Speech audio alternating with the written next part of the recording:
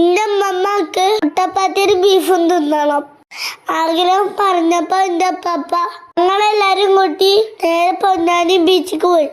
അവിടുത്തെ ഹോട്ടലിൽ കയറി ചോദിച്ചപ്പോ 6 മണിക്കാണ് സാധനം കിട്ടുള്ളൂ. തൽക്കാലം ഞങ്ങള് ജ്യൂസും പരമ്പരും ഒക്കെ വെച്ച് അഡ്ജസ്റ്റ് ചെയ്തു. സ്ട്രോങ് കൊണ്ട് ചായ കുടിക്കണ എന്റെ മേമേനെ കണ്ടോ? 6 മണി വരെ ഞങ്ങള് കടലില് സമയം ചെലവാക്കി. മണിക്ക് പിന്നെയും കടയിൽ പോയി. അങ്ങനെ ഞങ്ങളുടെ ഇന്നത്തെ താരം മുട്ടപ്പത്തിരി ബീഫും ഞങ്ങളുടെ മുന്നിലെത്തി. ഇത് ഞങ്ങൾ ആദ്യമായിട്ടാണ് തിന്നത്. എന്റെ മാമനാണ് മാക്ക് ഈ സാധനത്തിന്റെ പേര് പറഞ്ഞെടുത്തത്. അപ്പൊ തൊട്ട് തുടങ്ങിയതാണ് എന്റെ അമ്മമ്മ ഇത് തിന്നാണെന്ന് പറയല്. ഉമ്മമാരെന്തേലും ആഗ്രഹം പറഞ്ഞ ഇപ്പൊ അമ്മമാരത് സാധിച്ചു കൊടുക്കണല്ലോ. എന്നാലല്ലേ കൂട്ടത്തില് നമ്മൾക്കും തിന്നാൻ പറ്റുള്ളൂ. നിങ്ങൾക്കുണ്ടോ അതേപോലത്തെ ഈ മമ്മി